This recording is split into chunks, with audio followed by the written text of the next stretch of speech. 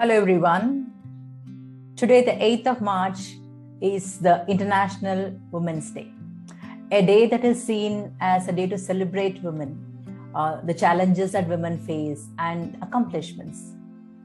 We dress up, we send greetings on social media, on WhatsApp, Facebook, and there are celebrations on media, advertisements, corporate celebrate, and so on. But is that all? Is it just another reason for us to feel good and then go back to our own routine as always? I would say that every single day of the year, we need to celebrate and to remember women's challenges, to remember accomplishments, and not just to stop at that, but to see how each and every one of us can take affirmative actions to support and work together towards an equitable society, equitable future by supporting and encouraging each other. Let me clarify this upfront. This video is not addressed at women only. No, not at all. No man or no woman can ever be born or live with no interdependency on each other. The real question to ask ourselves is, rather than take opposite sides of the problem, can we make the world a better place by addressing the problem together, collaboratively, in a way that men, women, and all genders, we can all support each other? The theme for the International Women's Day 2022 is Break the Bias. The idea is to build a gender equal world, a world that is free of bias, free of stereotypes and discrimination, a world that is inclusive and diverse, at the same time offering fair and equitable opportunities. Together, we can make this world, collectively, we can make this world and we can break the bias.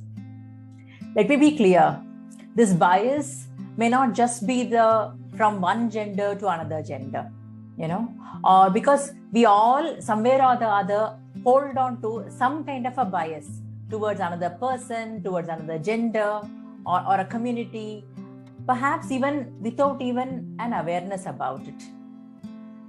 On one side, there are open discriminatory practices and prejudices existing, say, in the garb of, culture, tradition, social practices, etc.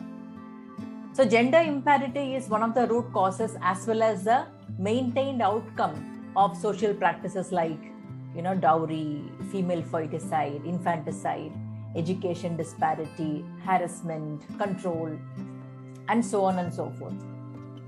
On the other hand, there also exists a status-blind thinking that allows one to be unaware of one's own status and power and act in ways that are discriminatory in nature, but in a very invisible form. Like, where does this occur? Sadly, everywhere, in every space. It could be social space, it could be personal space, workspace, educational space, marital space, childbearing, responsibilities, you name it. And it happens in all strata of the society. According to the World Economic Forum's Global Gender Gap Report 2021, the way we are moving in our current trajectory, it will take another at least 135 years more to close the gender gap worldwide. That means it is not happening in our generation, not in our children's generation, maybe not even in our grandchildren's generation. So, what can be done about it? See, we can talk about laws, enforcement, police, judiciary, company policies, etc. But it takes a lot of political will and administrative commitment and time to really put this into implementation. As important as they are, let's keep in mind that they are primarily structures. It is, end of day, it is people like you and me who need to bring about the change both in these structures as well as outside of these structures. it is very easy to get lost in the enormity of the problem and then feel helpless and then powerless about it. So the question which remains is that what can you and I do? How do we use our personal power to bring about a change? How can we recognize and realize our own personal power? I am Kala Balasubramanian, founder of Inner Dawn Counseling. On this Women's Day, I identify here 5 possible spaces where we can recognize and leverage our personal power to make a shift happen. Let's remember, every small shift counts and it matters. Every bit of growth counts. Though I'm listing 5 possibilities over here, there could be many, many more opportunities that we can leverage where we can extend our personal power and initiate a shift. So the 5 areas that I'm going to talk about are as follows. 1, how can women help themselves and how they can support each other in this endeavor? 2, as parents, how can we influence our children, mold them in the right way, which creates an equitable society as we move forward?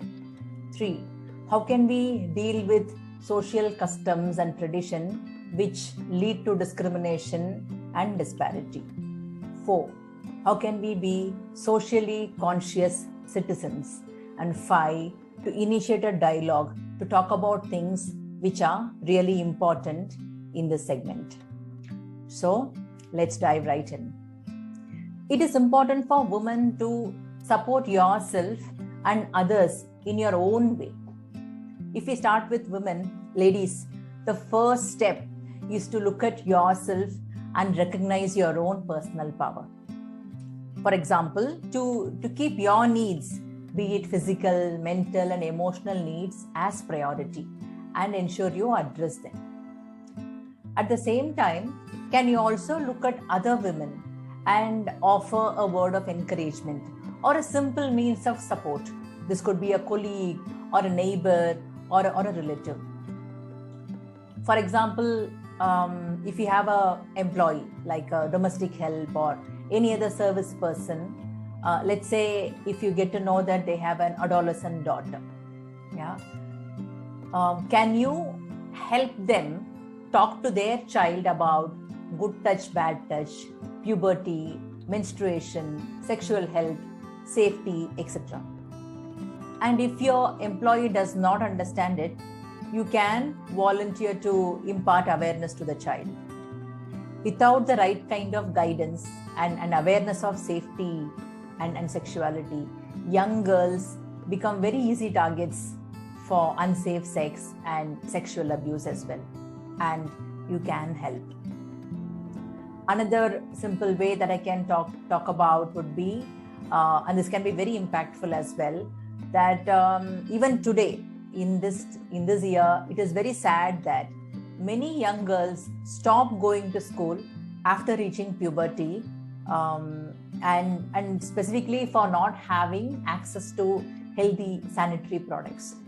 Now, can you offer to order an extra set of napkins every month for their child? This typically would be very low on their priority of expenses, but one that which the child really needs. Molding your own children as parents. So as parents, it's important that you teach your children to respect each other and teach them the same set of life skills, irrespective of the gender. Teach your children to learn and respect boundaries. Teach them to say no and to reject violence and abuse. Teach them to stand up for themselves and also for others. As parents, you shape your children's attitude and approach towards both themselves as well as others. Having said that, it is very important that you first get rid of your own biases and walk the talk. So that means when you teach your children an unbiased approach and equality, it is all the more important that you model it for them, by being respectful, caring, and sharing responsibilities equitably with your partner as well as others. Assert yourself in social customs that you think are damaging to the society. For example, if you were an unmarried adult, or if you are looking for, if you're an adult who is looking for a relationship or a marriage partner, then let me talk about a few items that you can think about. So one, think about a partnership that would be equitable. Ensure that's a priority in your list of what you want from a partner. Two, talk about finances, a contribution to the household, and understand how that has an impact on the relationship. Three, say no to dowry, be it asking or offering, no matter how much it is, either big or small for that matter. Four, talk about how decisions would be made in your relationship. Is there a preference for a male child? How will the decisions regarding whether or when or how many children to have, etc., or any important decisions for that matter? Like, I can go on talking about many other topics, but these could be a very good starting point if you want to make an impact. Be a socially conscious citizen. What I mean to say is, when you see or come across any discrimination or harassment or bullying happening in any social circles, or in your neighborhood, or in your own family, or in your workplace, do not be silent. Being silent or being a passive bystander only encourages it even more. Do whatever it takes that is safe to stop it. You could even make an anonymous complaint. You can make your presence felt. What you allow, you encourage. Initiate a conversation. For any real change to happen, first of all, there has to be conversations around it. So it could be talk about your issues, your challenges. Women, you can talk about topics like equality, menstruation, sex, violence, pregnancy, contraception, safety, support, standing up, saying no, and so on.